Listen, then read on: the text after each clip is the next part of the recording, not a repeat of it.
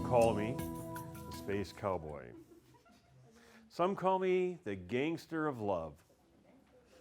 Some people call me Maurice because I speak of the Competence of love. I heard those words for the first time when I was a junior. I was in junior high school. I think I was like a 7th grader or an 8th grader, and they've just warped my life forever. It is my great hope that somewhere in this class period today, I may say one thing in this class period today that warps some poor soul's life forever. By request of Taylor, I'm going to talk about what things are up on the board today and what things you can expect to see on the test, because you millennial kids of the 21st century so locked in on what's going to be on the test. Back when Rich and I were young pups in college, I don't remember how we learned. It's a wonder we learned anything at all. Tragedy's very important. That's a goat song, okay? Comedy is important. That's a party song. The Frogs is a comedy. Later on, we will be reading the Antigone, which is a tragedy. And I will have to talk about these two in terms of their cultural competence, significance, in keeping with our public affairs mission. I told you last time that Alcibiades was the general slash admiral slash party boy who was supposed to lead the great expedition from Athens in 417 and conquer Sicily. Instead, he got drunk and broke the anatomically more or less correct doogies off the Herms, and otherwise just defamed various. See, you miss so much when you miss my class for one day. The Herms were these anatomically correct statues of Hermes that got broken off. Well, I'm going to censor that. You just don't show that. And when the city of Athens tried to collect the leader of their expedition, bring him back to stand trial for breaking the doogies off the Herms and for profaning the mysteries, he defected to the Spartan side, which basically made it all but impossible for Athens to win the Peloponnesian War. I know, Peloponnesian War. Do not ever write the words Peloponnesian War on the test. If you do, I'll cross them off and deduct 5 points. But Alcibiades is important because he's a guy from Athens who went over to the evil empire of Sparta and then came back to Athens. One of the things they're going to ask at the end of this comedy is, what's your opinion on Alcibiades? I mean, here are these Athenians sitting around to their fart jokes and sex jokes and poop jokes and, food jokes and every kind of joke under the sun. They say all sorts of words like BULLSH' and all of that, but they get serious at the end. It's like, okay, Euripides, what do you think about the public affairs mission? You'll notice I'm wearing my maroon shirt today in honor of the public affairs mission. God help me. Okay, what I have here is the names of the 5 rivers of the ancient Greek underworld, and they will not be on the test. But I decided to write them on the board anyway because I still know them, and because they make a point about the ancient Greek view of the afterlife. Styx is the river of hatred. Cocytus is the river of wailing. Acheron is the river of woe. Pyriphlegethon is the river of fire. And Lethe, I forget. It's the river of forgetfulness. The reason why I bring these up is because the ancient Greek version of the underworld has not gotten appreciably happier in the time between Homer's Odyssey and Aristophanes' Frogs. It's about 400 years difference. I'm not counting the numbers. But you still have all these depressing details. The river of hatred, the river of woe, the river of wailing, the river of fire, the river of forgetfulness. You have Charon. We'll see him again in the Aeneid. The ferryman who brings you across the river Styx. You have Cerberus, the three-headed hound of hell.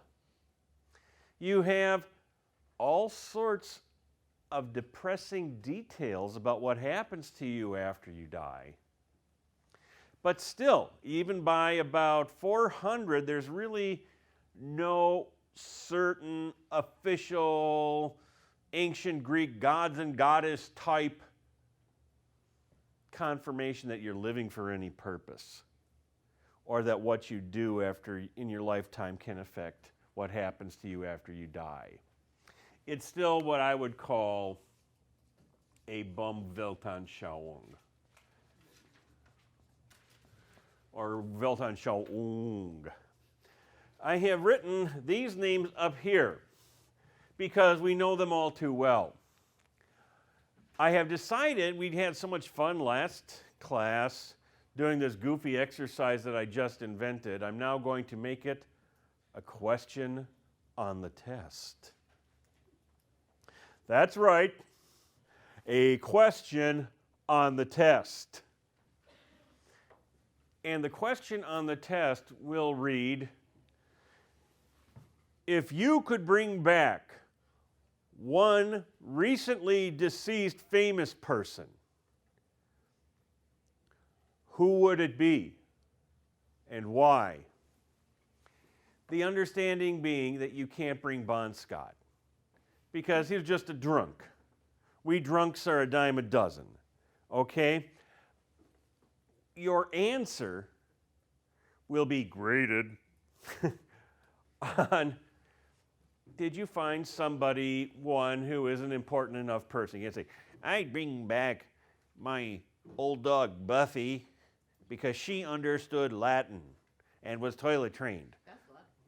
Well, yeah, and I mean, when I was studying Latin participles, she nuzzled my leg with her nose and as if to say, it'll be all right. Have another beer. Give me some sausage now. I'm looking for you to bring back somebody who can contribute to our society something that it needs. Sam? Define recently deceased. Oh, Saturday. No, not Saturday. No, you're making me sad again. The reference is to the late singer Whitney Houston, who passed away at age 48. I used to think that the age 48 was very advanced and very old. Now that I am on the other side of 50, I can say, what a horrible freaking waste. Yes, I would love to bring Whitney Houston back and say, have you learned anything from your experiences? I would say this to Amy Winehouse, have you learned anything from your experiences? I would say to Elvis, Etta James, I would say, Elvis, lay off the bacon and the drugs. It's not good for you. Okay, I would say these things. But what I'm looking more for, I hate to say it, for the sake of being all public affairs-y, is somebody who could resolve a problem we have today. I know, nowhere near as fun as saying, I'd bring back Jim Morrison so we could break on through to the other side. Okay. Don't just kid. This is a serious question because I myself would bring back Kurt Vonnegut. Okay? Can you elaborate on who that is? No, he's the author. He wrote this book called Breakfast of Champions. Oh, the one that we were studying about? Yeah! And the one that I read over some kid's shoulder in a study hall in 11th grade. And I was so mad because the kid was a moron. Well, yeah, he was a moron. And so he was turning the pages really slow. I can read really fast. And it was just killing me. And so I've been kind of like hooked on that for like about eons. I would bring back Kurt Vonnegut because he has a gift of drawing pictures. This is Vonnegut's self-picture. It's also a picture of an asshole. Well, yeah. You'll come across this in Breakfast of Champions. It's his drawing of an asshole. It's not a very elegant one. But when I was a disaffected 15-year-old kid thinking everything is poop, you know, if you can't smoke it or drink it or listen to it or have fun with it, then what the heck good is it? I think Kurt Vonnegut really did help me get interested in what was going in the world around me in his own bizarre way. So I'd bring Kurt Vonnegut back. You want to bring John Lennon back? Okay. He did, after all, write Instant Karma, which is really a great song, which I would trade for the entire viewpoint of the Beatles. Okay. Or some musician who said something about how great life could be. I'll take that even, okay? You know, you want to bring Kurt Cobain back, I suppose, but I agree, okay? Jim Morrison, he would be fun. Pardon? He was too sad. Who was? Kurt Cobain. He Yeah. had personal issues that he just didn't know how to deal with, and that's why he opted to. That's true. No, I quite agree. Any other nominees as long as we're talking about this?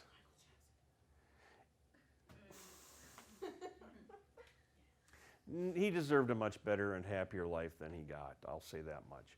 Okay. Well, I'll talk more about that question because now I'm all depressed too, okay? The Kardashians, nobody would miss them if they went, okay? I'm sorry, the Kardashians were a body of people with large butts. And, you know, it's okay to have a large butt. I have a large butt. But really... They got too much money that they don't really need. Like, And what are they getting for? Famous for being famous. No, they're just famous for being stupid. Just to be, if you want to be I honest. think it was Like, the sex tape. that's what it's struggling with. Oh, God, no, stop. The sex tape.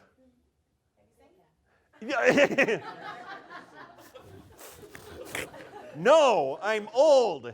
No, I haven't seen a damn sex tape. Great Fluffy. But this, stop it.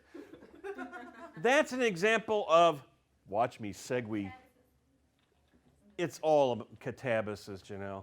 But no, it's an example of what Aeschylus says Euripides is doing to Greek society. Yeah, with crap, okay? Killing it by, you know, Kardashians and the Paris Hilton hour of power and interviewing, you know, Lady Gee-Goo, ga, you know, that one, you know, and trying to insist that Madonna is relevant. I'm just trying to throw out insults to get people on this side of the room to pay attention. You know, just the crapifying. You know, why do you all have to get piercings and tattoos and wear weird colored hair? It's to hack off people my age. I just like it. But you gotta think about it. You did something different to hack off people like your parents and stuff like that. Like you were that's what It's just how we know. But you know, the hilarious thing is, Janelle, someday you will be a mom and you will have a little girl and she'll just lie awake at night thinking of things to drive you nuts. I know, because my mom said I'm going to have it back tenfold because I gave her heels from birth. So, I already know. Okay, so you're already doomed and you accept this and you deal with it. Oh, yeah. I can't wait until what the little babies who are being pushed around in strollers and going, yeah, are going to do to just make you absolutely sick. You don't have kids. I hope. Way to go. I got 3 dogs, okay? That's the way to go. Now, what the hell was I getting to? Oh, how, you know, reality shows. And whereas Aeschylus is like a really old professor, bald old professor who cranks up a PowerPoint and says, I'm going to talk about the 3 features of the public affairs mission. We have cultural competence, which dictates that you will become intimately entwined with the cultures of everything in the whole world. And then we're going to talk a little bit more about the fascinating ethical leadership, which is what you say you do, but you don't, except for when you want to. And sometimes Oops, did I say that? Yeah, that's when you like run around behind people's backs and crap on them, and then everybody thinks what a nice person you are. Yeah. And there's another one that I keep forgetting called community engagement, you know, where you basically like get engaged. I mean, after enough of that, the Kardashians start looking pretty good. You know, you actually want to ask Paris Hilton what she thinks about the public affairs mission. And she'll say, pubic affairs mission? I was thinking, like, that's hot. Oh, is that what her famous lines? That's right. Great fluffy. All right, so that was a really discursive answer to your question, Taylor, and we've hit the 15-minute mark. It's time to pause and ask if there are any questions, comments, or complaints. Any questions? I'm going to start blathering in a little bit. Go ahead. We have a question from Devi, and then Sammy will also ask us a question, and I saw a hand up over there. Mainly just words that I was too lazy to look up. Okay. Lophon? Spell. Lophon? Oh, that's not Lophon, that's Iophon. Oh, okay. It looked like an L. That is, oh. Now, Iophon, that would be a pretty cool name for a heavy metal death rock band. I'm the bassist for Iophon. It's the name of Sophocles' son. Okay, and I'm trying to think of, you know, like Freddie Prinze Jr. Okay, anybody Jr. He's Sophocles Jr. He's Donald Trump Jr. All right, he's pretty good, but not a lot of his poems, tragedies have survived. Okay, another one. Let's see, we have Sammy and then Janelle. Okay, go. Okay, just stretching. Go ahead. What is their obsession with Hades and going there? It's the thing to get going. There's nothing else to do, really. Well, who said, "Oh Lord," and why? He ratted you out, Janelle. Okay. Dying? Why are people hung up on death? Well, just going to, they keep talking about that they want to go to Hades, and then how do you get there? And then they give them examples, but no, they want to go a different way. But what is their obsession with Hades and getting there? Okay, number one, it's a catabasis play. So you can't have a catabasis without going to hell. And it's a running joke to say, well, the quickest way you can go to hell. Now remember that Hercules, we've seen him in a cameo in the Odyssey. Heracles is kind of the ancient Greek version of Gilgamesh. Okay? Big, huge, burly monster killer dude. He slept with the 50 daughters of King Thespis on 50 consecutive nights. Or maybe he slept with them all on one night. Or maybe he slept with all 50 of them for 50 straight nights. He could do these things because he's Hercules, damn it. Okay? So he's big and burly, and he's been down there to get Cerberus and come back. The joke is that Dionysus, who's this little bitty guy who I still swear looks like Prince, is going down on this journey and asking his brother, who's also a god, for advice on how to go to hell. But he's a god. He's not supposed to go to hell. And the just fixation on hell is our fixation on what happens after we die. Does that help? Okay, more questions. Taylor, go ahead. The two poets at the end were the reason why they're going to the underworld. Why their contests? It's confusing. Okay, yes, and I believe, Hunter, you were kind of busting my chops about this last week. And obviously, my brilliant answer that I gave to you last week just went in one ear and out the other. Well, no, I mean, I don't remember what it was either. I'm just going to make up something new here, okay? I just got to it, but I know. figured out what his question was, so kind of missed the reading. Did you know that you could sing the words, I know this is old, to Nirvana's song, Smells Like Teen Spirit, to the old Boston song, More Than a Feeling?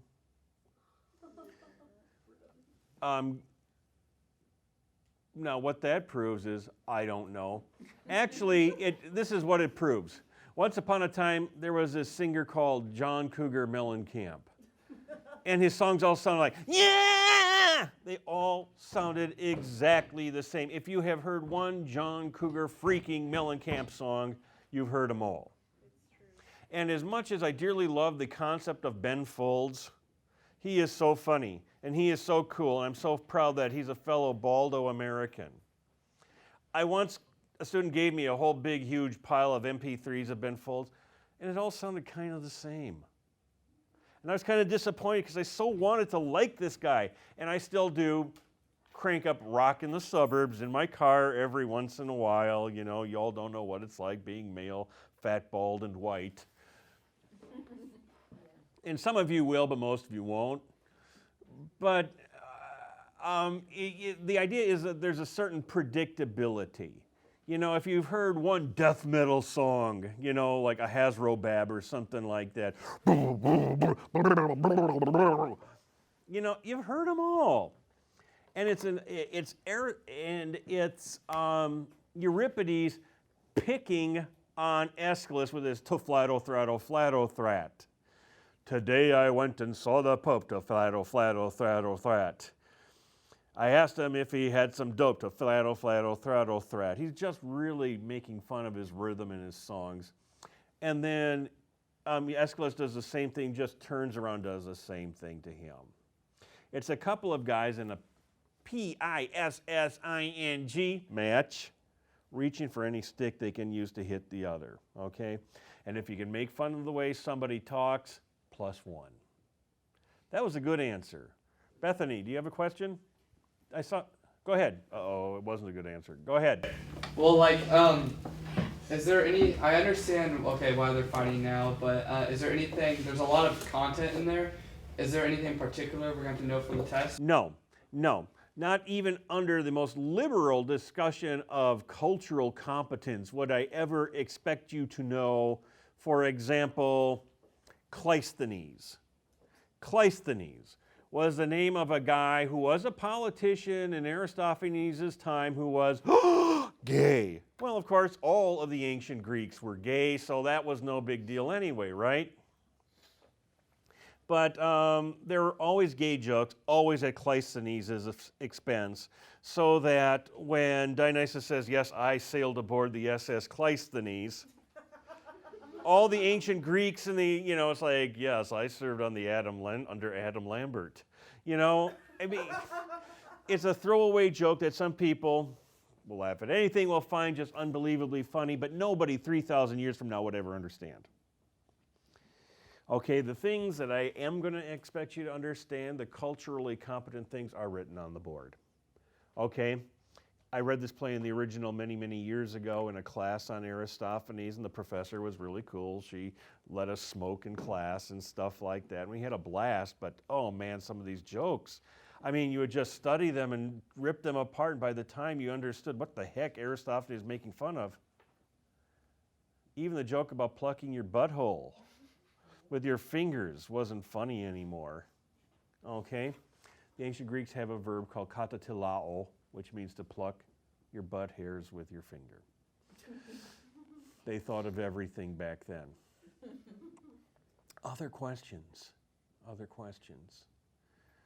Sammy, your question about why are they so fixated on Hades? I mean, dang, the Mesopotamians all worried about what was going to happen to them after they died. They knew it was going to be just sitting around eating clay and drinking clay forever and ever, and it really sucked. This is a good review. The Weltanschauung, the world outlook of the ancient Greeks of Homer's times, basically said your body divides into two parts. The body flies away, the soul remains, and the soul is there forever, and it does nothing. It just floats around, and you can't talk to other souls. It's just terrible, and you do it forever.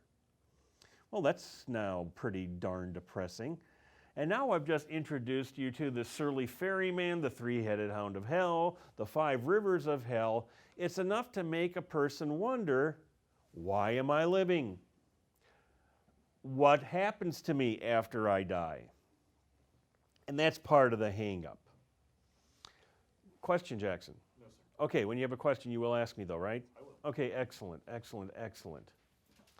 I do want to give a brief 7-minute and 32-second bleep, about the mysteries of Eleusis.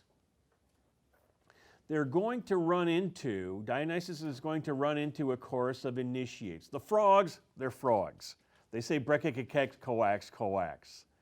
And they say it all the time. And when Dionysus gets tired of them, he farts at them to make them shut up. Okay? The chorus of initiates are people who have been initiated into the Eleusinian Mysteries. And I suppose I had better tell you about the Eleusinian Mysteries. And if you don't like this, blame Sammy, because her question, which was excellent, is what got me off on this excellent tangent. Way back in the old days of Mount Olympus, Zeus assigned his older brother Hades to be god of the underworld. No goddess wanted to be Hades' wife because he had this position as the job of the underworld. And if you know this story, as you obviously do, Lay, shut up. Basically, this is Valentine's Day 2012 as we tape this, and I can chuckle as I say, being the underworld god is not really a great way to, attract chicks. But an important underworld god such as Hades does have to have a wife. And so he goes to Zeus and says, "Hey Zeus, don't let me down. You and your wife, you and our sister Persephone, you and our sister Demeter have a lovely daughter named Persephone. I want to marry her." And this is how marriage was done in those old days. A man would approach the father and say, "I would like to marry your daughter." Then the father would say yes or no. Nobody asked Demeter, even though she's the green goddess. And nobody certainly asked Persephone whether she wanted to marry the god of the underworld. It didn't matter. So Hades went and grabbed Persephone and took her down to the underworld. Hades took Persephone down to the underworld to be Mrs. Hades. She didn't like it very much, and Demeter, the mom, was really mad. You ever see these commercials where, you got Mother Nature? Does Mother Nature ever some skinny chick, wearing high heels and tight jeans and a crop top or something? No, Mother Nature's got big hips. She's got big everything. Her hair just goes foofing all over the place, and you do not mess with her because she is Mother freaking Nature. Demeter is Mother Nature. She is a goddess of grain. When she doesn't get her daughter back, she refuses to let the grain grow, and the humans start to starve.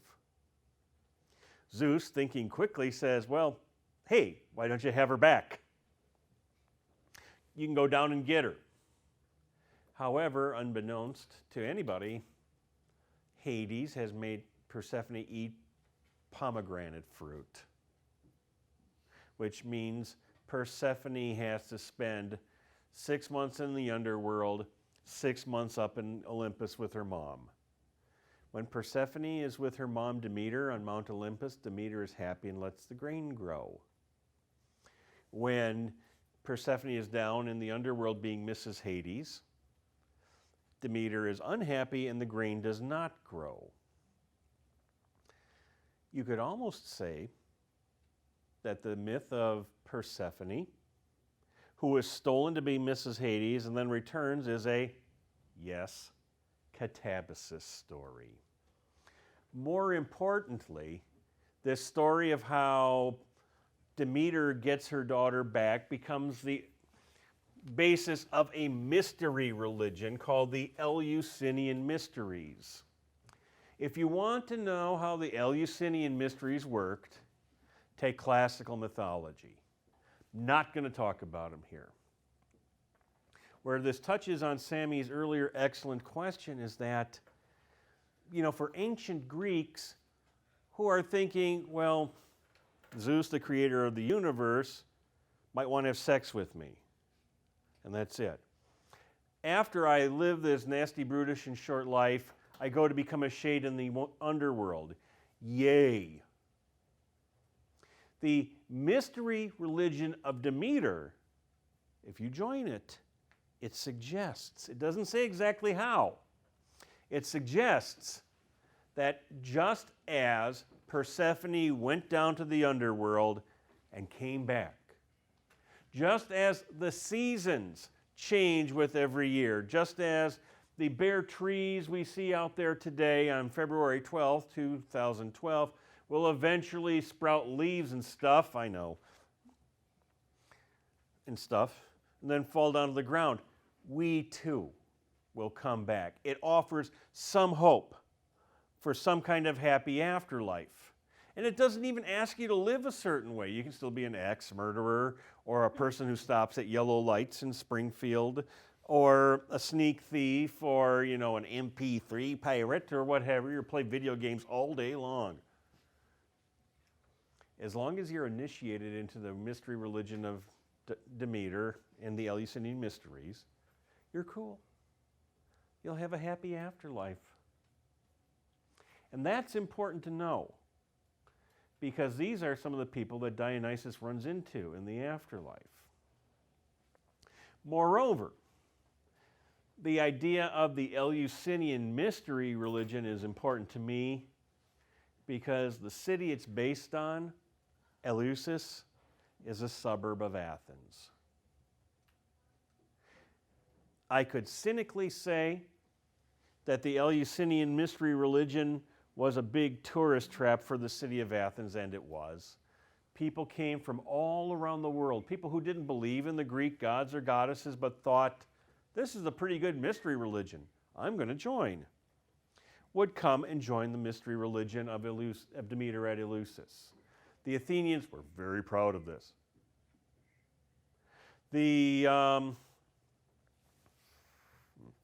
Also, the idea of this wonderful mystery religion being based outside of Athens was a point of civic pride for Athens, and it was almost mandatory from people of Athens to join.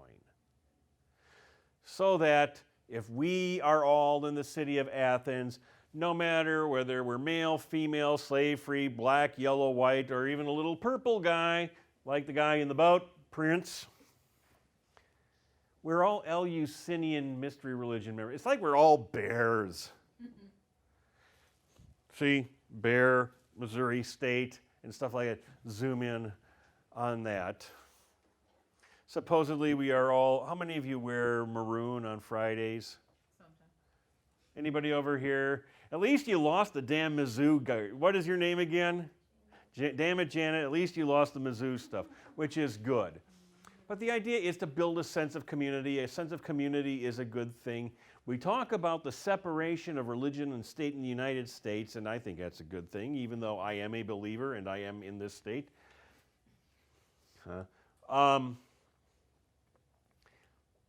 Athens was really big on the Eleusinian mysteries. It's a pretty big deal. It builds social cohesion to be in this mystery religion. Oh, crap. I paused for a question. We've hit the 30-minute mark, and I'm putting you into a coma. Can anybody ask me an intelligent or dumb or impertinent question about anything? I swear. All right, Divide. Which one do you got? Towards the beginning when Dionysus was talking to Heracles, Yes. and Dionysus was like, 2 obols, amazing what that can buy anywhere. Like, what's that? That's one of these off references that Taylor was talking about. How can you know? Okay, let's put this here. The specific thing is they're trying to get to hell, right? Mm-hmm. And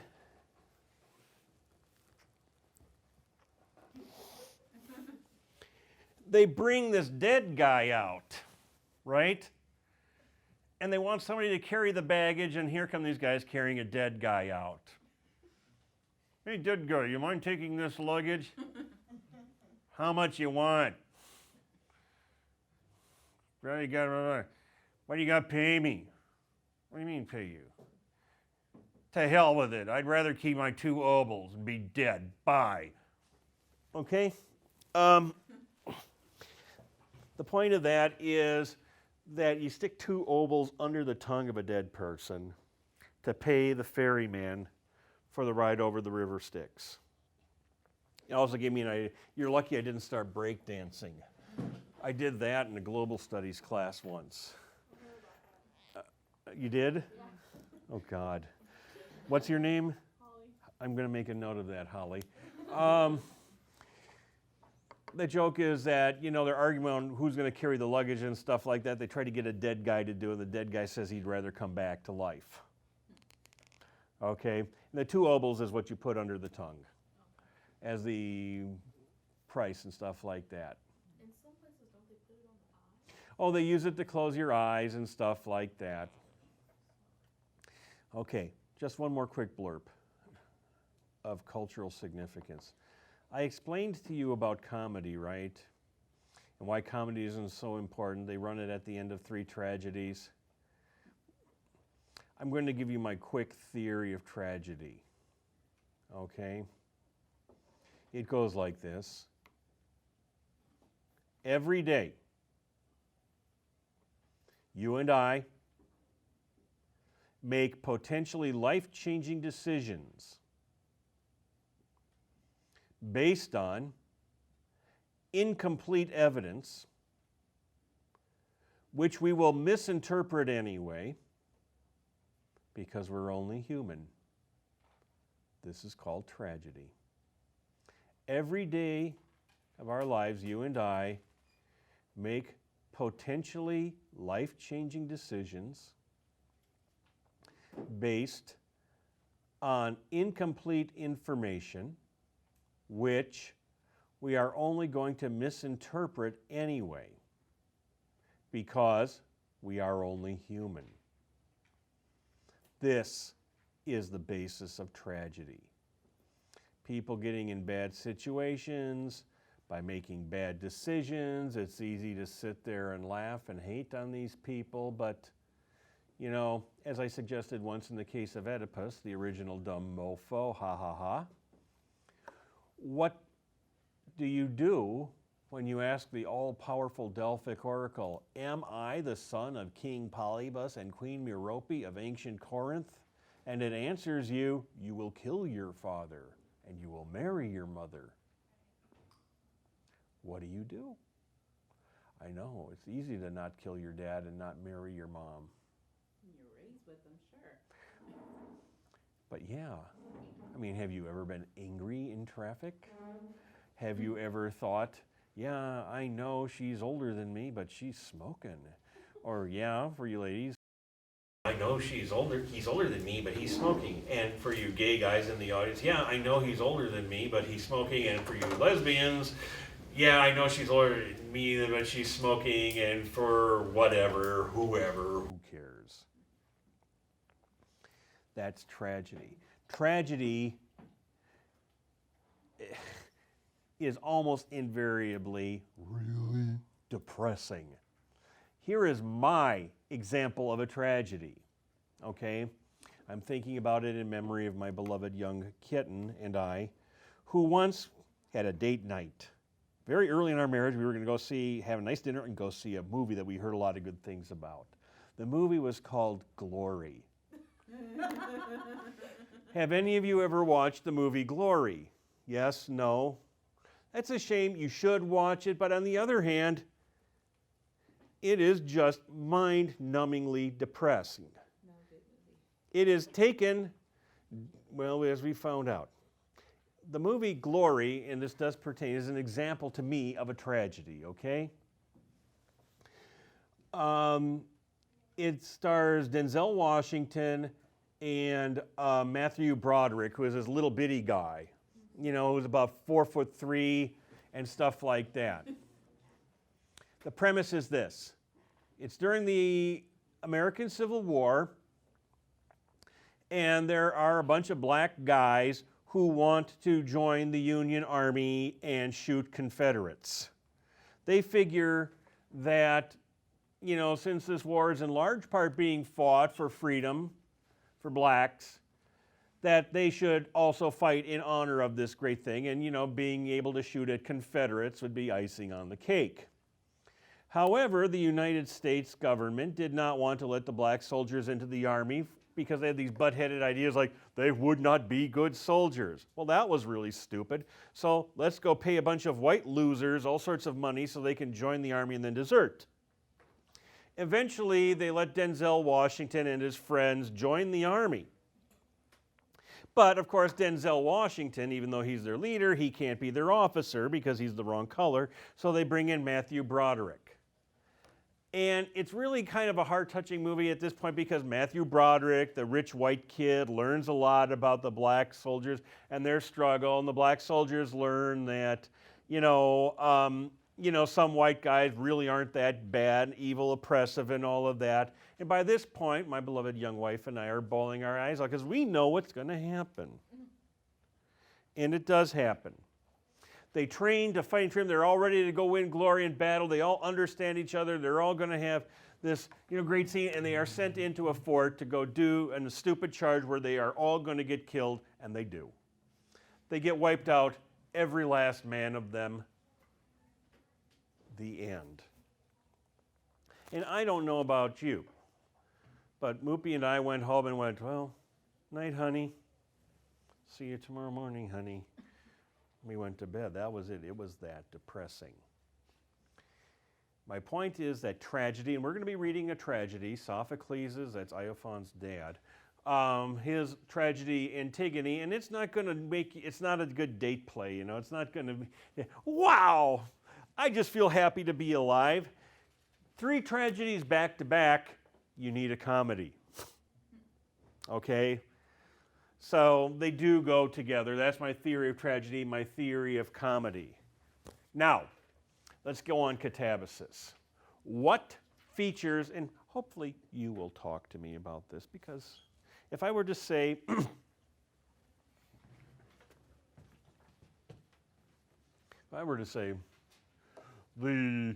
define the topography of the catabasis as revealed in Aristophanes' comedy, The Frogs. And I put it on a test. I said the magic word. What would you tell me? What passes for a liminal experience in Aristophanes' play, The Frogs? Anybody? Uh-oh. I feel a lecture coming on. What is a liminal experience? Your name is IR. What does it say on your sweater there? Eller. Yeah. Is that your name? No. What's your name? Jesse. That's not even close to Eller. What does LR stand for? Oh, well, that's legit. I've been to Logan in Rogersville. Okay. I almost called you Logan. Jesse, what's a liminal experience? That's not good. Janet? Damn it. Your name is? Shelby? Yeah. It's like when Shelby. point of no return or something, you gotta pass these gates. It's a gate. Point of no return. This is important, okay? Because you can't just like saunter casually into hell like, eh.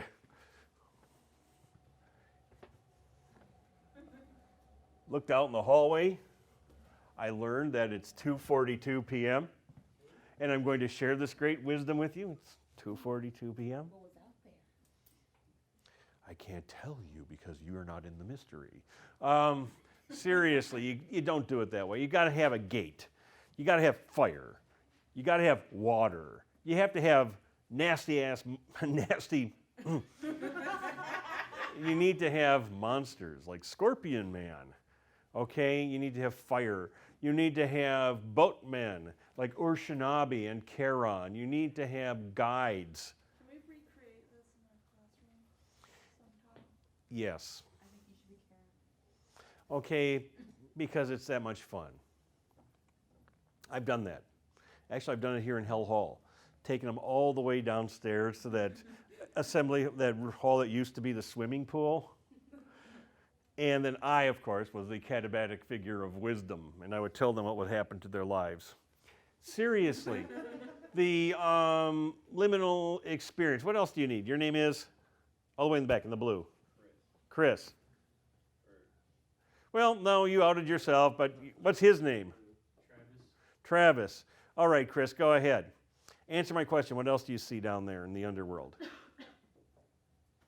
what, a lot of bad stuff, stuff that makes you not want to be there. Yeah, a lot of stuff that makes you not want to be there, like dead people. Because it reminds you, like, oh my God, I'm going to be a deadie one of these days. Absolutely true. What do you got, Travis?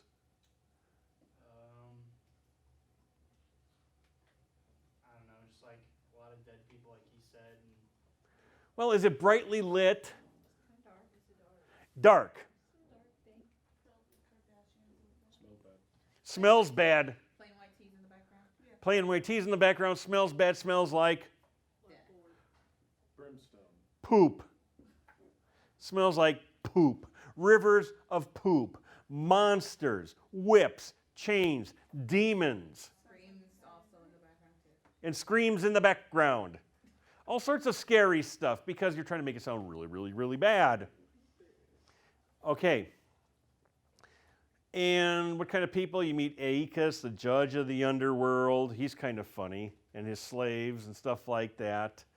And you meet the chorus of initiates. And you meet the chorus of frogs. What's the purpose of the frogs? What do you got for us, Ryan? What do the frogs say? Pretty close. That's what they say in English. That's what English-speaking frogs say. What do French frogs say? Ladies and gentlemen, Sam Houston, she'll be here all day. Okay. What do the frogs say? Brekikekex, coax, coax. That's the Greek frogs. Repeat after me. Brekikekex, coax, coax. Okay, now we're getting into it. We're getting into the spirit of it a little bit. Now repeat after me. Brekikekex, coax, coax.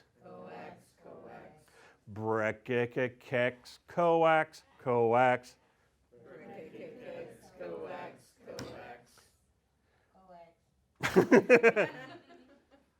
See, here's Dionysus. He's a god, right? He's on a sacred mission to bring a great poet back to Athens to help Athens get over its problems because they're about to get their butts kicked by the Spartans.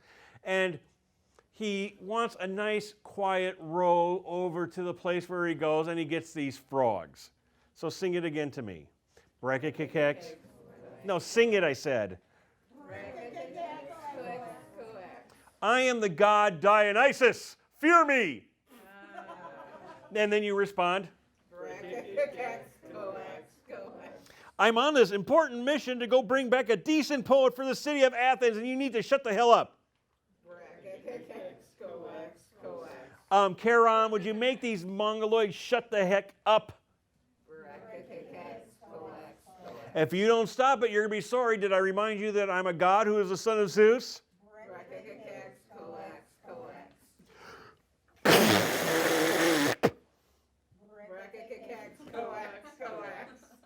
Well, I must have aimed it wrong. The whole thing is a parody of a trip to the underworld. Starting with, Sammy, you know what you were saying about all these different, and Taylor too, all these different ways to get down there. Thomas. No, you were raising your hand. Okay. Dionysus has a slave boy with him for Yes. most of this. Could it be said to some degree that Dionysus constituted the slave boy's catabasis? Because he made, the slave boy's life progressively more miserable? Well, yes. But you read it again, and I encourage you to do it. I mean, it's fun. I've read it over 9 million times because I love it so much. Who makes whose life more miserable? I mean, the slave's name is Xanthias, which means golden hair or blondie in ancient Greek. And I mean, Xanthias says, oh, I'm carrying this baggage. No, you're not. It's the donkey who's carrying the baggage. And then when Xanthias and Dionysus knock on the door, they're knocking on Hades' door, and he said, "Is that Heracles out there?" And Dionysus is trying to act like he's Heracles, right? Remember that? Said, "That Heracles, he came in here and he stole all our food. He ate all of our Bavarian cream donuts, and he drank all the Red Bull, and he slept with, he wheedled all the bingo cards and blew up the routine. I can't wait to see if Heracles is coming. We are just going to give him one hell of a welcome." So Dionysus says to Xanthias, "Hey, let's switch clothes." And they strip off and they switch clothes. And Dionysus is thinking, "This is going to be pretty funny. He's going to be a crap kick." And then, "Oh, it's Hercules," says the slave girl in the kitchen. "Oh, my man, Hercules. Come here, you herky-worky. Let's finish off where we left off." Starts coming on to him. And then Dionysus says, "I'm Hercules." And then they put him into a contest to see who's the real Dionysus and who's Xanthias. See who's the real god and who's the slave. And they whip them both. Whip them good. Okay? It's all a parody. I mean, it is just really all a parody. It's like there's a kitchen in hell and a cafeteria in hell. It's like that famous cartoon, "Welcome to heaven. Here's your harp. Welcome to hell. Here's your accordion." Okay, it's a parody. And they meet the chorus of initiates. The chorus of initiates stand for, what is good and right about Athens. And Dionysus starts talking about how there was this really cute one and he was looking down her shirt.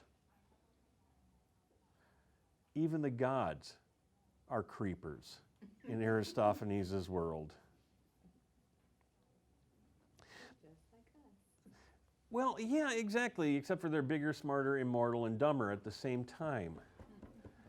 But after all of this, burping frog, farting on the frogs, and people getting whipped, and all of these stupid jokes and stuff like that, again, and we're coming to the end of this award-winning class, and which is in many ways a good thing, is the competition between Euripides and between Aeschylus to see which of the two can bring more good to the state. And in the spirit of our award-winning and almighty and all-knowing public affairs mission, in the interests of not only following our passion, but following it down to the place that we find for our passion. Oh, God. I have to tell you that Aristophanes is using comedy to make a really serious point. It's easy to say that you come to college, and I mean, how many of you have come to college to find a job, to get a good job? It's not a bad thing. I found my job in college. I never left. But it's become very popular in recent years to question the validity. What's the use of learning the humanities? Why the heck are you being forced to take a course? And you take this course because you're forced to. A course called Hero and Quest on a bunch of dead heroes who go down to the underworld and come back. How much money is that going to put on my plate over the next, say, 40 years of my life? How much of my student loan is that going to pay off? And the answer is not a whole heck of a lot. I would say, however, that it is pretty much impossible to really contemplate life, to really think critically about life, to look at the possibilities out in front of you and gauge them accurately and do the right thing, do the thing that's best for you, without some notion of what people before you did. And you can read history books until your brains leak out of your ears. I did myself. I read history books. My brains leaked out of my ears, and here I am talking to you. But to me, there is nothing that would capture the essence of the ancient Athenians, the ancient Greeks, their approach to living life as citizens, as stuff like Aristophanes' The Frogs, Sophocles' Antigone, and Plato's Myth of Earth. You don't have to read the history books. You don't have to memorize philosophical terms for a test. It's enough to know that once upon a time in the city called Athens, back in the 5th century BC, they would put comedies and tragedies on that everybody in town could come to watch. And they would be entertained, they would laugh, they would cry, but they would think about being citizens. They would think about their role in their world. They would think about how they were supposed to live. They would be educated. And that's important. And the questions that they put before themselves are exactly the questions we put before ourselves now. It's really no secret to people today that the world is really changing very rapidly. I teach a class called Global Studies 250, Introduction to Globalization and Global Studies. And basically it's me going, man, I don't know what's going on. You kids tell me. And then they tell me. I mean, it's like trying to guess what an elephant is from just feeling the side of an elephant. Bethany was in that class. She can vouch for it. We have no clue. It just gets weirder every day. The temptation is to say, well, we have to master technology. We have to make sure that we keep a close tab on economic development so we will make the wisest. Yeah. You have to be a good person. Be a good person first. Who are the people who should lead us in the 21st century? There's another presidential election. How do we evaluate candidates for political office? Do we really know what's in their hearts? Blah, blah, blah. You think it's boring now. Wait till you hear about it this coming fall, and you can't get away from it if your life depends on it. My point is the ancient Greeks asked these questions of themselves all the time. And the way they went about asking themselves a question, the answers they gave themselves to these questions are worth studying. The big question of the day for Athens was not should we bring Aeschylus or should we bring Euripides back. The Athenians really loved their Euripides, they loved their reality TV shows, they loved their Kardashians, and I'm doing Euripides a great big huge disservice. He was actually, even in his drunken sleep at age 15, even his burps were, more intelligent than a world full of Kardashians. But it wasn't just Aeschylus versus Sophocles versus Euripides. It was also the question of, do we bring this dude Alcibiades back? All these jokes, 1,500 lines of fart jokes and poop jokes and, parody and singing and dancing of people in frog costumes and stuff like that. Okay, we're in a tight spot. Do we trust this Alcibiades guy or not? The guy who broke the doogies off the statues, the guy who broke the rules of the Eleusinian Mystery religion, the guy who defected to the Spartans and then got the Queen of Sparta pregnant, so now he's coming back to our side. Honest to God, the play ends with Dionysus asking the two a public affairs question. And unlike when you talk about public affairs at this fine university, it will get at least half of the room and half of the faculty too, just getting up and going, ah, public affairs. There was a faculty member, I don't know who, she's probably philosophy, psychology or education professor, because that's who they have here. She looked at me, I looked at her, and her eyes rolled. Said public affairs again. I'm being dead serious here, though. It is important.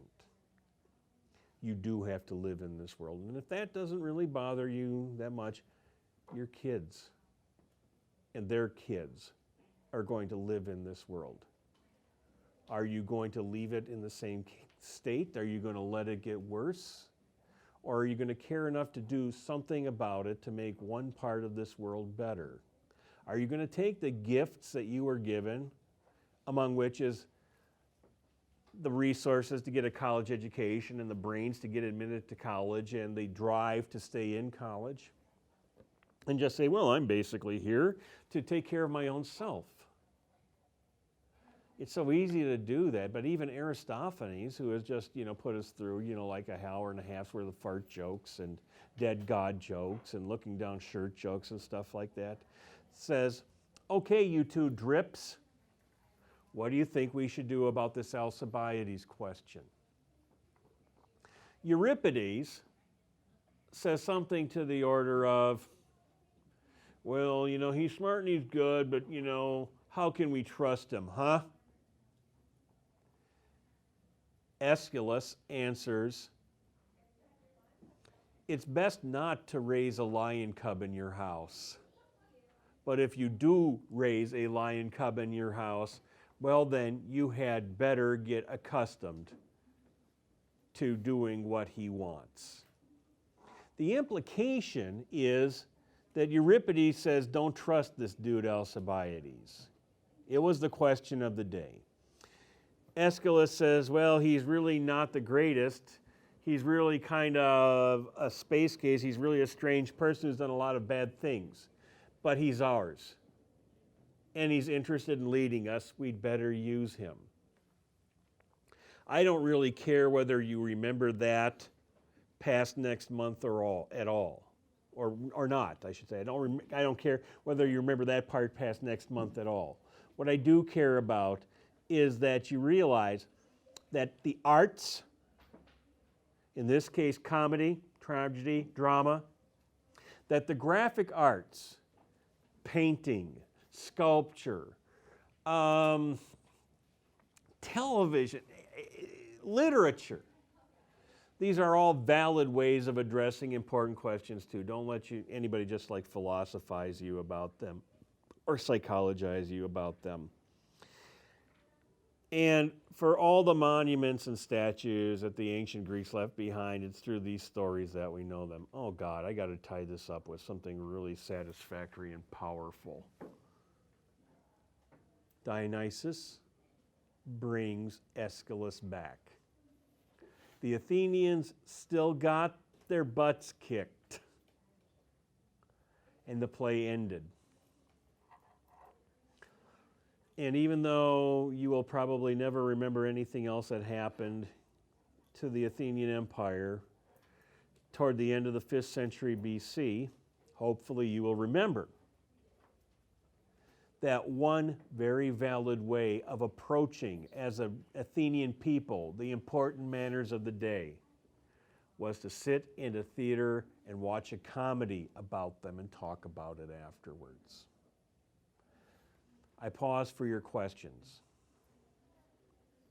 In our next exciting episode, we're going to talk about, if I'm not mistaken, Cupid and Psyche. I don't really want to get into the Valentine's Day thing, but I will give you a little background about what I want you to know.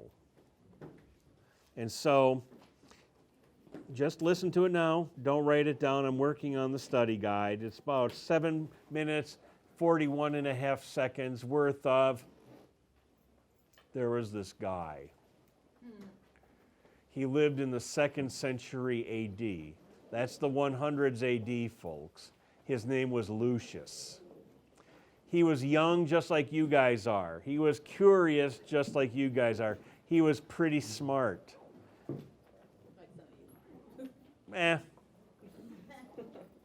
He was not as smart as he thought he was. Like all of us are. There you go. And this is what he did. According to this play, The Golden Ass, Lucius was always interested in finding out, he was really curious about witchcraft. So he ran into this girl whose name was Fotis. And Fotis was not hard on the eyes, but she also worked for a local witch who flew around town at night as a bird.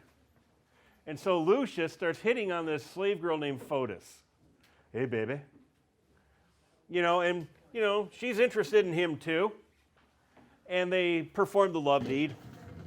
And he says, hey, baby, why don't you get me some of that magic ointment that your mistress, the witch, rubs on herself so she can change into a bird and fly around town all night? I would really love to change myself into a bird and fly like an eagle to the sea and just see what's going on in this town. Could you get me some of the magic goo? There's something in it for you, baby. So the slave girl does bring to Lucius, the curious dude, She makes him earn his present and all of that. And she said, okay, here's the magic goop. I got to go. She's going to beat the crap out of me if she sees me coming in late. So Lucius, this inquisitive college student age type guy, says, aha, it's the magic goop that the witch rubs on herself so that she can turn into a bird and fly like an eagle. He rubs it on himself and he turns into an ass. He turns into a great big huge donkey. And he tries to say, damn, Fotis, come back here. Hey, you brought me the donkey stuff. But it comes out how? Excellent. Hee-haw, hee-haw, hee-haw. And he has this idea that if he eats some roses, he'll be able to handle it, and turn back into himself. It's just, he goes into the stable and he sees his horse, Wilbur. And he says, hey, Wilbur. It comes out. And so when he says, no, it's me, your master. I want you to help me get some roses. The horse kicks him. He shambles out into the street and he sees some kids. He wants to say to them, kids, help me. I'm a regular dude. I got changed into a donkey. Could you get me some roses to eat? I'll pay you. And it comes out how? Hee-haw, hee-haw. The kids start throwing rocks at him and kicking him and whacking him with sticks because he's just a dumb old donkey. And he figures, how am I going to run these kids off? I can't yell at them in perfectly good ancient Greek because it always comes out hee-haw. I can't kick all of them at once. And then, as if by accident, he takes a big, liquid, screwy projectile crap all over the kids and notices, much to his delight, sent out a stream of diarrhea at them. They take off running. This is the beginning of Lucius's catabasis. Lucius goes on many adventures. I mean, it's just really hilarious. I wish we could read the whole dang thing because it really is that dang funny. He gets sold to a bunch of priests of Attis, and they're all just, gay as can be, and they don't care. They're saying, ooh, I want to buy that donkey over there. How much is that donkey in the window? And they're, just, it's like RuPaul's drag show or something like that. Just all having a grand old time together. And he's thinking, man, am I made an ass of myself. One of the things that happens to Lucius is he gets kidnapped. He's got a princess riding on his back, and he gets kidnapped and dragged into a cave. It is in this cave that Lucius hears the story of Cupid and Psyche. Now, even though Lucius can't say, no, that was a really good story, could you repeat that part again about the symbolic catabasis? Because he's still a donkey. He pays attention in his asinine state. And he kind of grunts and farts a couple of times at the parts that he especially likes. But it's a catabasis inside a catabasis inside a catabasis. Ding! And on that profound note, I say, there's the doorway. I'll see you next time.